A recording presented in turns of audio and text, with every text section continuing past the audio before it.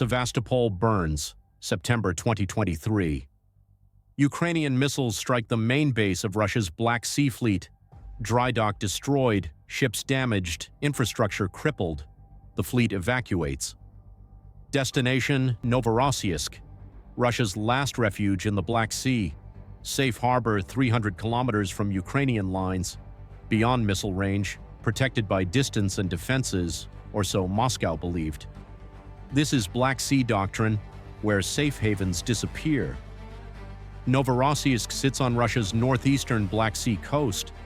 Major commercial port, naval facility, oil export terminal. Population 270,000 civilians. Strategic location provides access to Azov Sea, connects to Russian transportation networks, hosts critical military infrastructure. After Sevastopol's evacuation becomes Black Sea Fleet headquarters, the entire Russian naval presence relocates. Frigates, corvettes, submarines, landing ships, support vessels, auxiliary craft. Everything moves to Novorossiysk. The concentration creates target-rich environment. One port now holds Russia's complete Black Sea naval power, 1C, gateway to Russia's south. Would you concentrate your entire fleet here? Initial months seem to validate the strategy. No Ukrainian attacks reach Novorossiysk. Ships conduct operations from relative safety. Maintenance proceeds without interruption. Crew morale improves with reduced threat perception. Moscow declares Novorossiysk secure. Western analysts question this confidence. 300 kilometers provides distance but not immunity. Ukrainian capabilities continue advancing. Range extends, accuracy improves. New systems enter service. The threat timeline just delayed, not eliminated. Sea Doctrine tracks Ukrainian preparations. Intelligence agencies monitor Novorossiysk constantly. Satellite reconnaissance photographs every vessel. Electronic surveillance intercepts communications. Pattern analysis identifies vulnerabilities. Ukrainian forces plan methodically. Target selection prioritizes maximum strategic impact. Spring 2024 brings first warnings. Ukrainian military officials hint at extended strike range. New weapon systems announced. Capabilities demonstrated against distant targets.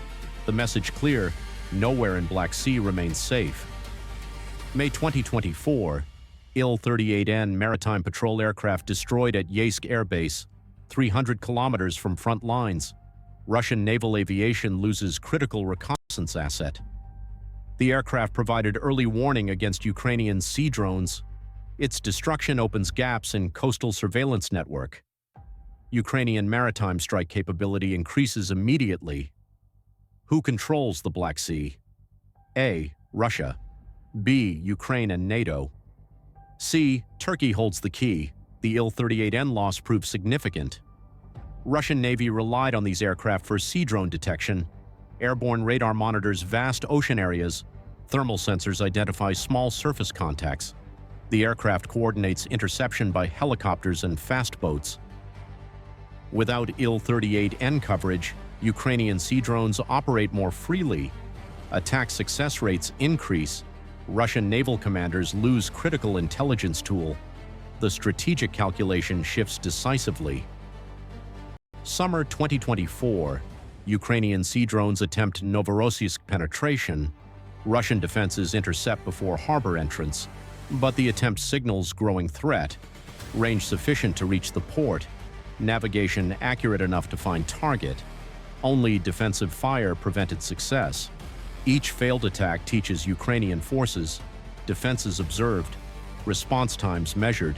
Weak points identified. Next attempt incorporates these lessons. Autumn 2024. Increased Ukrainian drone activity near Novorossiysk. Russian air defenses engage multiple targets. Some destroyed, others evade. The pressure constant. Black Sea Fleet ships begin relocating within harbor. Constant movement complicates Ukrainian targeting. Vessels rarely stay in one position more than 48 hours. Maintenance schedules disrupted. Operational readiness decreases. The fleet functions but inefficiently. But what happened in Novorossiysk through late 2024 shocked Russian Naval Command. The supposedly safe harbor proves anything but secure. December 15, 2024, subsea baby underwater drone strikes Kilo-class submarine. 20 meters from stern, massive explosion, submarine damaged critically, crew evacuates. Repair timeline, months if possible at all. Russia's submarine force reduced from 6 to 2 operational boats. The attack demonstrates Novorossiysk vulnerability to underwater threats. Harbor nets proven inadequate, acoustic sensors insufficient, patrol boats ineffective.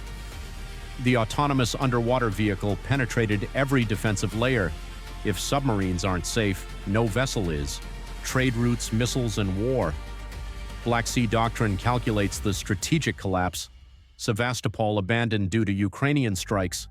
Novorossiysk supposed to provide secure alternative.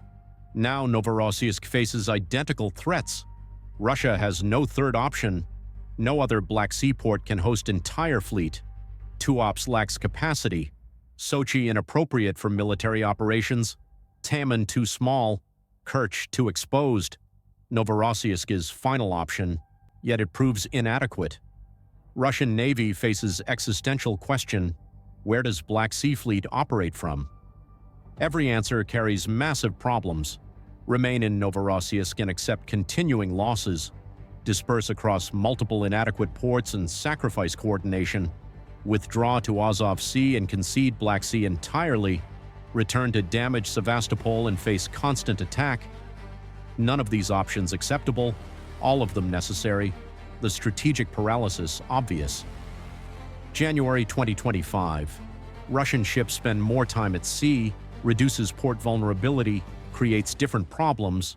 Fuel consumption increases, maintenance defers, crew fatigue accumulates, operational effectiveness degrades, ships wear out faster, the strategy unsustainable long-term, economic costs mount continuously. Novorossiysk defense upgrades cost $200 million, additional patrol boats purchased, new sensor systems installed, anti-drone nets expanded, counter-unmanned warfare specialists deployed. Every measure adds expense. None guarantees security. Ukrainian attack preparations continue regardless. Is this pushing NATO closer to direct involvement? Comment Y or N. Western intelligence supports Ukrainian targeting. Satellite reconnaissance provides imagery. Electronic intelligence tracks Russian communications. Technical expertise analyzes vulnerabilities. The intelligence sharing enables Ukrainian strike success. Russia cannot hide fleet movements from overhead observation, cannot encrypt all communications perfectly, cannot eliminate every weakness. The transparency proves strategically fatal. Moscow accuses NATO of direct combat participation, claims alliance intelligence makes attacks possible, threatens retaliation against supplier nations, but takes no concrete action. The calculation remains unfavorable. Any strike against NATO member triggers Article 5. Full alliance response would devastate Russian forces. Conventional military balance strongly favors NATO. Nuclear escalation risks mutual destruction. Russia's threats ring hollow. Meanwhile, Ukrainian capabilities expand steadily. New drone variants enter production. Longer-range systems develop. Improved warheads tested. Electronic warfare integration advances, each generation more capable than previous. Russian defenses struggle to adapt. Countermeasures become obsolete before deployment. New Ukrainian systems exploit different vulnerabilities. The technological race favors innovation over defense, where Black Sea power decides everything. Novorossiysk represents Russia's last stand in Black Sea. Lose this base and the fleet has nowhere. No port capable of hosting major naval force.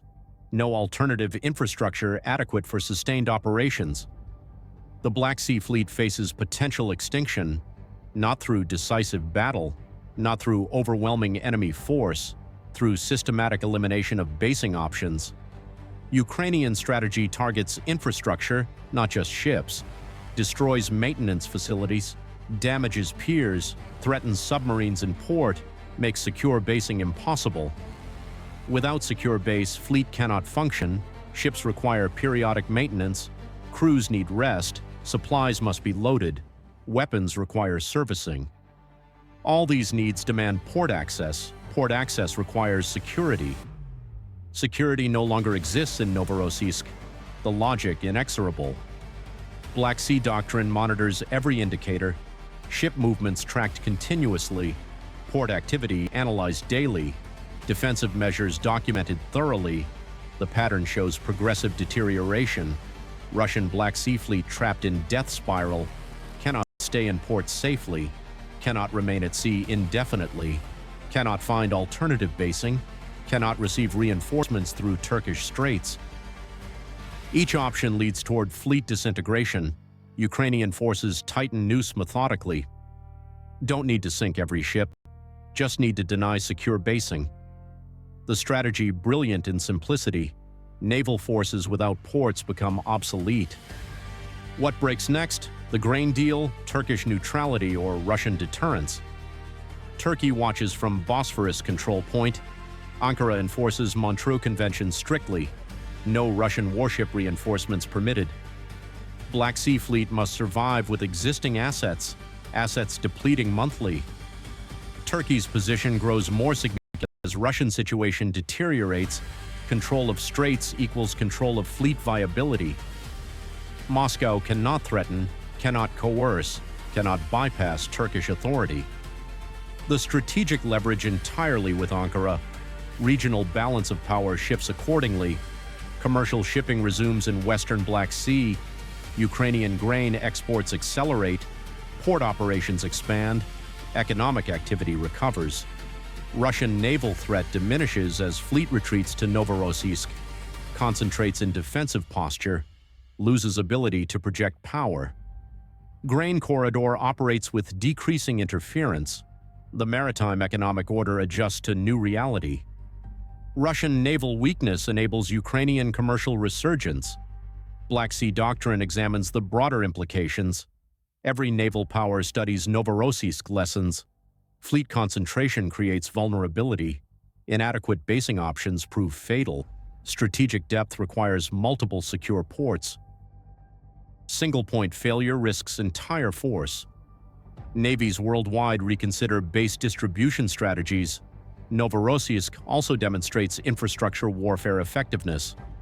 Ukrainian forces never destroyed entire Russian fleet. Didn't need to, just made basing impossible.